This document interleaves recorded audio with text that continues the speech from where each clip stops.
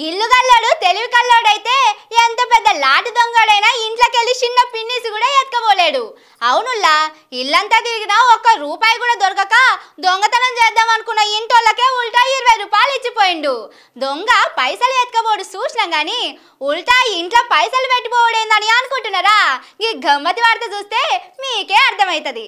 దొంగ చేతికి తాళాలు ఇచ్చినట్టు ఇంటి దొంగను ఈశ్వరుడైనా పట్టలేడు. తేలుగుట్టిన దొంగ, గుమ్మడికాయల దొంగ అంటే భుజాలు తడుముకున్నట్టు, దొంగలు పడ్డ 6 నెలలకు కుక్కలు మొరిగినట్టు.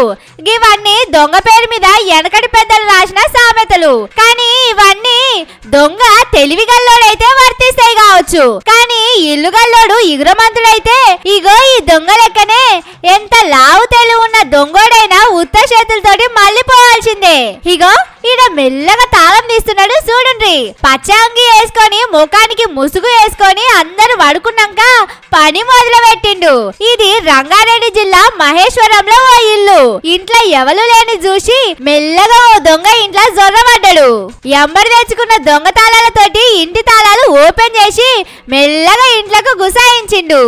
ఇల్లంతా తిరిగిండు. బీర్వాలు, సందూకలు, సెల్ఫులు, ఆఖరికి పోపు డబ్బాల సుతం దేవులాడిండు.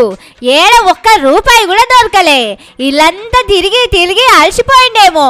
చక్కగా ఫ్రిడ్జ్ కాడికి వచ్చి అందులోకెళ్ళి వాటర్ బాటిల్ తీసుకొని నీళ్లు తాగిండు. అప్పుడే ఇంట్లో సీసీ కెమెరాలు ఉన్నాయని గమనించిండు.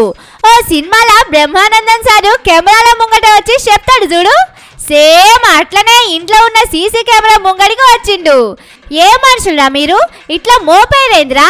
ఇంట్లో ఒక్క రూపాయి కూడా పెట్టుకోరా? ఇగో మీ ఇంట్లో నీళ్లు తాగినా గీ 20 రూపాయలు ఉంచుకొని రాని దొంగనే ఉల్టా 20 రూపాయలు ఫ్రిడ్జ్ మీద పెట్టిపోయిండు. ఊరికి పోయి ఇంటికి వచ్చినాక ఇల్లు గల్లోలు సీసీ కెమెరాలు చూస్తే ఈ దొంగ ముచ్చట బయటపడ్డది. వెంటనే పోలీసు వాళ్ళకు చెప్పిర్రు. ఆ వీడియోలు సోషల్ మీడియాలో పెట్టిర్రు. దొంగోడు ఇల్లంతా పైసలు దొరుకుతాయేమోనని, బంగారం దొరుకుతుందేమోనని దేవులాడుతుంటే ఇల్లు గల్లోలు ఒకటే నవ్వుకున్నారు. దొంగోడు ఉల్టా 20 రూపాయలు ఆడ పెట్టిపోతుంటే అయ్యో పాపం అనుకుంటా పొల్లు పొల్లు నవ్విర్రు.